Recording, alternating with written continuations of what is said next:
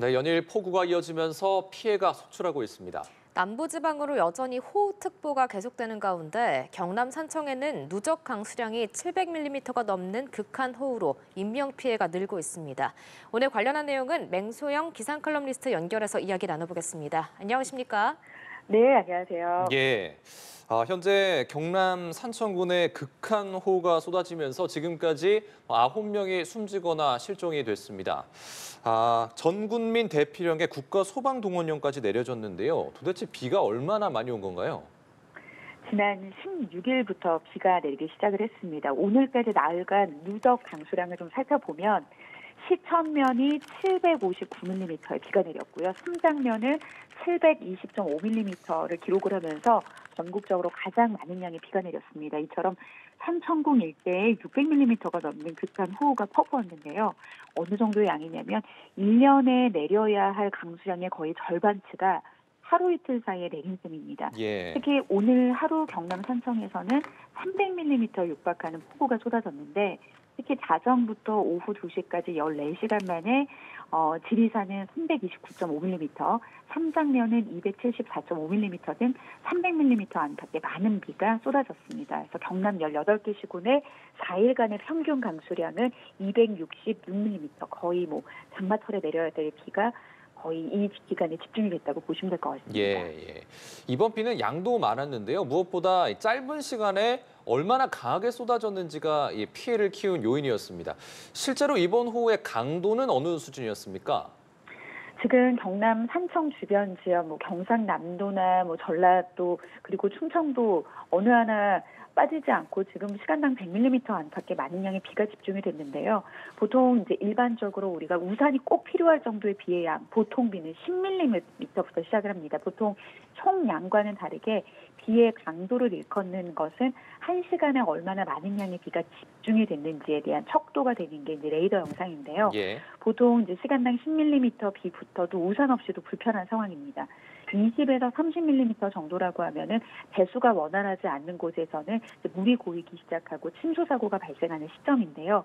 시간당 50mm 비부터는 거의 양동이에 물을 가득 담은 상황에서 퍼붓는 수준, 100mm 안팎의 비라면 우리가 쉽게 경험하지는 못하는 비인데 거의 폭포수 중간에 들어가 있을 정도로 비만으로도 시야 확보가 굉장히 어려울 정도의 정말 어떻게 보면 괴물 같은 수준의 침수와 범람, 붕괴 피해를 속수무책으로 당할 수밖에 없는 정도의 굉장히 막강한 비라고 보셔야 될 것 같습니다. 네, 한편 경남 산청은 올봄 대형 산불로 인해서 이미 큰 피해를 입은 지역입니다. 이렇게 산불 피해 지역에서 폭우가 특히나 더 위험한 이유가 어떤 것 때문일까요? 일단 산불로 인해서 숲의 나무와 풀이 사라지게 되면은 빗물을 흡수하고 토양을 붙잡아주는 기능이 크게 약화가 됩니다. 네. 특히 토양의 산림은 토양을 잡아주는 기둥과도 같은 역할을 하고요. 토양을 덮어주는 낙엽들은 우산처럼 땅속으로 빗물이 스며드는 것을 어느 정도 막아주는데요. 산불로 인해서 산림을 유실한 토양의 경우에는 이 타버린 유기물과 함께 물에 취약해져서 작은 비에도 사실 쉽게 쓸어 내려가기 쉽습니다. 그래서 산불주의보가 이제 내려진 곳들 같은 경우에는 특히 토양이 머금을 수 있는 토양 수분 함유량이 거의 80% 이상 차지하고 있다. 그러니까 산사태주의보가 내려진 지역들은 이미 머금을 수 있는 수분량이 80% 이상을 초과하는 거고요. 산사태 경보가 내려진 지역은 100%의 수준이기 때문에 그대로 물의 무게를 버티지 못하고 경사면을 따고 쓸러내릴 수 있기 때문에 산사태 피해가 굉장히 심할 수밖에 없습니다. 실제 지난번에 이들 지역에 산불이 발생하고 나서 많은 전문가들이 올 여름에 호우 피해까지 겹친다라고 하면 일반 산림보다 200배에 달하는 산사태 발생 위험률이 높을 것이다라고 이미 수차례 경고한 바가 있습니다. 예, 그렇군요.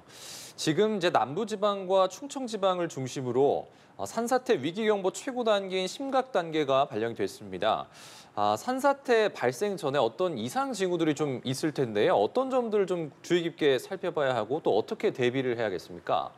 앞서 말씀드린 대로 산사태 같은 경우에는 토양이 물을 어느 정도 함유할 수 있는지 그리고 이 물의 무게를 버티지 못해서 쓸어내렸을 때 발생하는 것이기 때문에 산 비탈면에서 물이 솟아오르거나 평소보다 많은 양의 물이 흐르다라고 하는 거는 이제 이제 포화 양이 많아지게 된 거죠. 이미 흙 속에서 내가 머금을 수 있는 물의 양을 초과를 했다라고 하는 겁니다. 이렇게 예. 됐을 경우에는 이제 산사태 징후이기 때문에 이런 모습을 포착하셨다면 즉시 안전한 곳으로 대피를 하셔야 됩니다. 그리고 경사면에서 갑자기 나무나 바위가 굴러떨어질 때 역시 지반이 약해지고 흙과 함께 물이 이동했다는 것을 의미하고 있기 때문에 안전한 곳으로 좀 이동을 하셔야 될 것 같고요. 그리고 이미 뭐 지자체에서는 산사태 취약 지역 계신 분들 이미 신속하게 조기 대피를 시키셨겠지만 앞서 말씀드렸던 그런 산사태 징후를 보고 느꼈다면 당연히 이동을 해야 되겠고 무엇보다 지금 앞으로 내릴 비의 양은 이제 줄어들고 있기는 하지만 이미 많은 양의 수분을 머금고 있거든요. 그래서 무엇보다 계속해서 재난방송이라든지 문자메시지 이런 긴급정보 지속적으로 확인을 하셔야 되겠고 정부 당국의 지시에 따라서 좀 안전한 곳으로 이동하는 그리고 이동하고 대피할 때는 주변 이웃들이 한 명도 빠짐없이 함께 대피할 수 있도록 항상 함께 대피 상황을 알리고 교환하셔야 될 것 같습니다. 네, 뿐만 아니라 산청, 병정, 저수지도 문제인데요. 이 지역의 범람 위험이 감지가 되면서 인근 주민들에게 즉시 대피 명령까지 내려졌습니다. 이 지역에는 앞으로 얼마나 더 비가 올까요? 그래도 조금은 다행인 게 이제 오늘 오후 동안에 강하게 발달했던 이제 비구름의 형태는 어느 정도 좀 완화가 되고 있는 상황입니다. 네. 지금 이제 남부지방의 비는 거의 지금 이제 센 그런 이제 비구름의 상태는 보이지 않고 있는 상황인데요. 일부 호남 내륙과 경남 서부 내륙에 내려지는 이제 호우주의보를 제외하고는 호우특보는 모두 해제가 된 상황입니다. 오늘 이 남부지방 같은 경우에는 광주와 전남 지역, 전북 지역은 30에서 80mm, 많은 곳은 특히 전북 지역에 100mm 이상을 예보하고 있고 부산, 울산, 경남 지역도 20에서 70mm의 비가 추가적으로 내릴 것으로 보이는데요. 이 비의 예보의 시점은 오늘 오후 5시입니다. 그러니까 지금 10시니까 이 사이 기간 동안에 이미 많은 양의 비가 내렸기 때문에 이 비의 양이 추가적으로 이제 내린다고 생각하시기보다는 어느 정도의 비가 내렸기 때문에 남부지방의 비는 어느 정도 이제 그칠 것이라고 보셔도 될 것 같습니다. 문제는 이 비구름대가 서서히 이제 중부지방으로 북상을 하게 됩니다. 지금 수도권 중에서도 경기 남부 지역에 시간당 30mm 안팎의 강한 빗줄기가 이제 발달이 되고 있는 상황인데요. 내일 아침까지 중부지방 같은 경우에는 수도권은 20에서 80mm, 뭐 많은 곳은 그 이상의 비가 이제 예상이 되고 있기 때문에 이제는 중부지방에 계신 분들이 밤사이 강해지는 빗줄기에 좀 대비를 하셔야 될 것 같습니다. 예, 그렇군요. 최근에 이제 여름철 비가 한 번 시작하면 정말 이제 무섭게 퍼붓잖아요. 최근 60년 새 극한 폭우 빈도가 약 5배 가까이 늘었다고 합니다. 제 개인적인 경험이기도 합니다만 야간에 비가 좀 많이 온다거나 혹은 짧은 시간에 극단적으로 많은 비가 집중된다고 느꼈던 적이 좀 많았는데요. 이런 이유가 있겠습니까?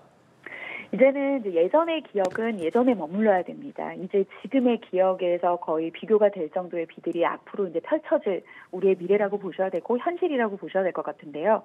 일단은 지구 온난화로 인해서 극한 공기들의 대립이 나타나는 현상들이 아주 많이 두드러졌습니다. 예. 결국에는 사람들도 성격이 극하게 맞지 않는 사람일수록 다툼이 더 심해지는 것처럼 공기들, 결국에는 불안정, 대기 불안정이 심해진다라고 하는 것은 극과 극, 온도 차이가 크게 발생하는 공기들이 맞부딪혔을 때 불안정이 심해지면서 이런 극한호우의 패턴을 남길 수가 있는 거거든요. 예. 그래서 앞으로는 이런 극한 공기의 대립 언제든지 일어날 수 있고 지구온난화로 인해서 대기 중에 품을 수 있는 수증기량이 과거에 비해서 한 10% 정도 늘어났다고 보셔야 됩니다.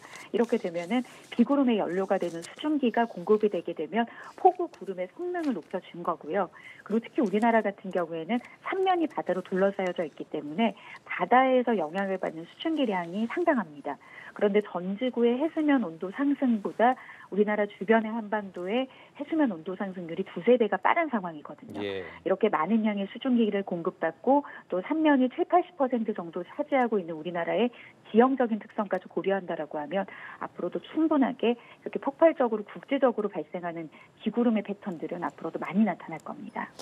네, 이렇게 비가 그치면 다시 열대야가 시작될 거란 전망도 나오고 있는데 대기 불안정으로 말씀하신 것처럼 소나기가 자주 내릴 거란 예보도 있거든요. 이런 국지성 소나기는 특히 어떤 지역에서 더 주의해야 할까요? 지금 이제 중부지방으로 비구름이 올라간다라고 하는 것은 결국에는 이제 우리나라의 물더위가 시작되는 덥고 습한 공기가 우리나라를 서서히 장악하면서 올라오고 있다는 겁니다. 내일 오전 중에 중부지방에 비가 그치고 나면 아마 내일 낮부터는 무섭게 폭염이 시작이 될 텐데요.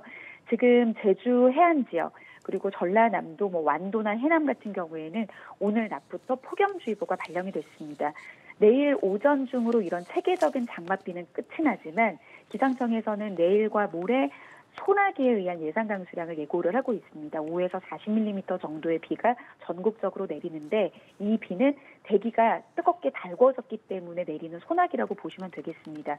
특히 이제 소나기 같은 경우에는 지금과 같은 장맛비처럼 어느 시간대에 몇 밀리미터의 비가 정확하게 내리겠다라는 구체적인 예보가 힘듭니다.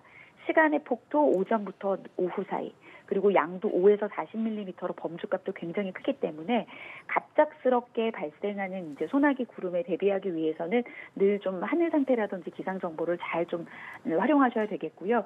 그다음에 이제 산불 피해 지역이라든지 최근 비가 많이 내린 지역에서는 지반이 이미 많이 약해져 있는 상황이기 때문에 앞으로 내리는 비의 양보다도 적은 양의 비에도 산사태나 침수 피해적인 추가적인 피해가 발생할 수 있다라는 점을 좀 잘 기억을 하셔서 이제 앞으로 이제 야기되는 열대야나 폭염 속에서 이번 이제 피해 복구에 좀 전념을 하셔서 좀 안전하게 더 추가적인 피해가 없도록 잘 대비를 하셔야 될 것 같습니다. 예, 호흡 상황과 피해 현황은 계속해서 업데이트가 될 예정인데요. 시청자 여러분께서는 실시간 기상 정보에 계속해서 귀 기울여 주시길 바라겠습니다. 맹소영 기상 칼럼니스트와 호흡 피해 상황 짚어봤습니다. 고맙습니다. 네, 고맙습니다.